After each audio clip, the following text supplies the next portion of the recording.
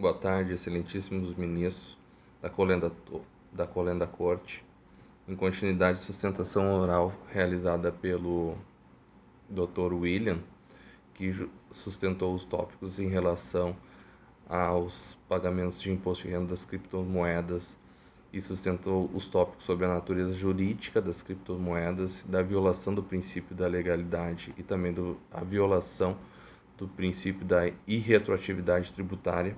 Agora eu, Dr. Leonardo, venho perante aos senhores sustentar os tópicos que são em relação à ausência de acréscimo patrimonial e também a retenção na fonte, que não deve ser realizado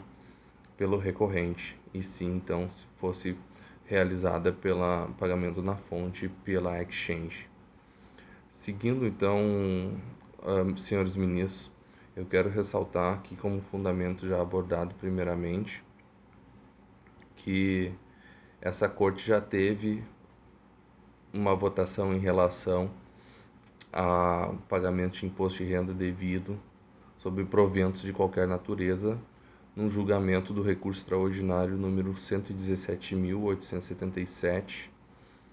dígito 6, SP. A Corte decidiu que não deve ser cobrado sobre o que não é positivado em lei, o imposto de renda sobre proventos de qualquer natureza, sendo vedada estabelecer uma ficção legal para se cobrar o imposto de renda. E no voto do excelentíssimo ministro Carlos Veloso, ele destacou que não se pode, se não tiver um embasamento legal, cobrar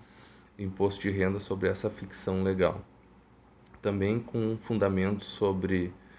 a aferição de renda sobre proventos de qualquer natureza, também quero destacar que no artigo 43 do CTN fica positivado e destacado que o imposto de renda de competência da União só pode ter cobrado sobre proventos de qualquer natureza, desde que tenha fato gerador e uma aquisição da disponibilidade econômica e jurídica. No caso em tela, senhores ministros, não é isso que ocorre, porque não se teve a disponibilidade econômica e jurídica do bem. Os ativos que estavam sendo aplicados numa expectativa de ganho em moedas digitais, eles se tornaram depois uma troca de bitcoins em litecoins e posteriormente em um bem material com o mesmo valor de expectativas de ganho através de uma permuta. Então não se teve ganho de capital, consequentemente não se deve ter pagamento de imposto de renda sobre isso. E sobre a disponibilidade, que se trata o artigo 43 do CTN, que fala sobre disponibilidade econômico-jurídica,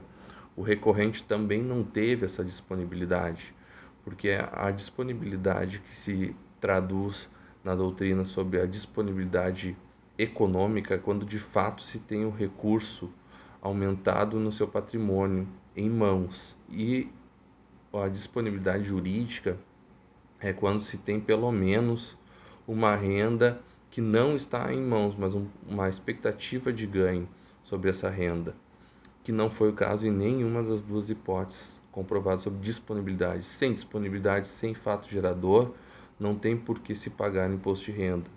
Então, com esses fundamentos, Vossa Excelência, eu justifico que o recorrente não é devido do pagamento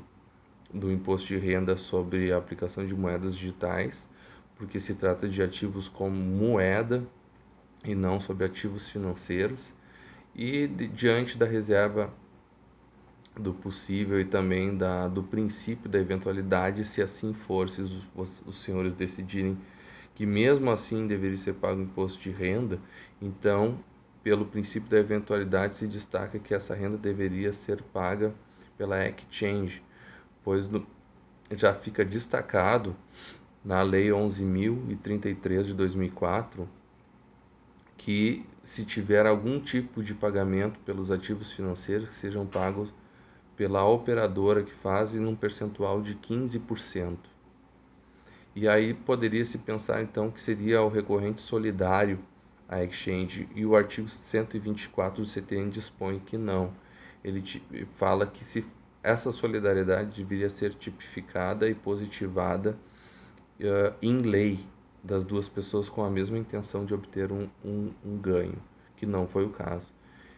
Diante de toda a explicação e de todo o fundamento, então gostaria de pedir o provimento do recurso extraordinário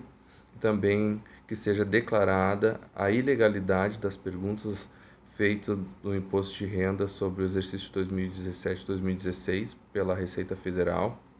e a consequente anulação da autuação da Receita Federal Brasileira em fase do recorrente. Então, uma violação factível e visível do artigo 150 da Constituição Federal, também, e por isso esse recurso deve ser provido porque teve repercussão geral e violação à Constituição Federal. Então, peço e reitero a consequente anulação da autuação da Receita Federal Brasileira em relação ao recorrente.